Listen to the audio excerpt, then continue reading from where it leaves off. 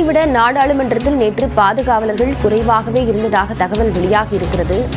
நாடாளுமன்றத்தில் நேற்று நபர்கள் புகுந்து தற்போது பெரிய சர்ச்சையாக உருவெடுத்திருக்கும் நிலையில் தற்போது இந்த தகவல் வெளியாகி இருக்கிறது. விவரங்களுடன் செய்தியாளர் சுசித்ரா இணைந்திருக்கிறார். சுசித்ரா, என்ன தகவல் வெளியாகி இருக்கு? விவரங்கள்.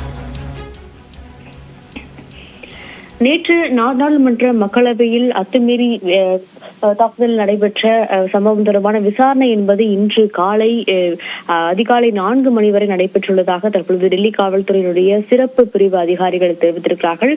கைது செய்யப்பட்ட 5 பேரிடம் விரிவான விசாரணை என்பது டெல்லி காவல்துறை அதிகாரிகள் சார்பாக நடைபெற்றுள்ளது. குறிப்பாக இவர்கள் அனைவருமே சண்டிகரில் பகத்சிங் விமான நிலையத்தினுடைய அந்த பெயர் மாற்றம் தொடர்பான போராட்டத்தில் சந்தித்த பொழுது பழக்கம் ஏற்பட்டுள்ளதாகவும் பகத்சிங் பெயரில் ஒரு குழு அமைத்து அவர்கள் செயல்பட்டுள்ளதாகவும் விசாரணையில் வாக்குமூலம் அளித்துள்ளார்கள் என்ற ஒரு தகவலை தற்போது டெல்லி காவல்துறை அதிகாரிகள் தெரிவித்திருக்கிறார்கள். மேலும் அது மட்டுமல்லாமல் ஏற்கனவே இந்த விவகாரத்தில் நேற்று கைது செய்யப்பட்ட மனோரஞ்சன் ஏற்கனவே கடந்த ஜனவரி மாதம் நாடாளுமன்ற கூட்டத்தொடருக்கு அவர் வந்து சென்றுள்ளதும் தற்பொழுது விசாரணையில் வெளியாகியுள்ளது. தற்பொழுது 5 பேர் கைது செய்யப்பட்டிருக்கும் நிலையில் லலித்ஜா என்பவரை என்ற 6வது நபரை தற்பொழுது காவல்துறை அதிகாரிகள் தேடி வருகிறார்கள். குறிப்பாக நேற்று டிரான்ஸ்போர்ட் பவன் முன்னிலையில், அதாவது நாடாளுமன்றத்திற்கு வெளியே நடைபெற்ற அந்த போராட்டத்தை இன்ஸ்டாகிராமில் இந்த லலித்ஜா என்பவர் லைவ் செய்துள்ளார் என்ற ஒரு தகவலையும் டெல்லி காவல்துறை அதிகாரிகள் தற்பொழுது உறுதிப்படுத்தியிருக்கிறார்கள். கைது செய்யப்பட்டவர்கள் அனைவருக்குமே ஊபா பிரிவின் கீழ் வழக்குகளானது பதிவு செய்யப்பட்டு விசாரணையானது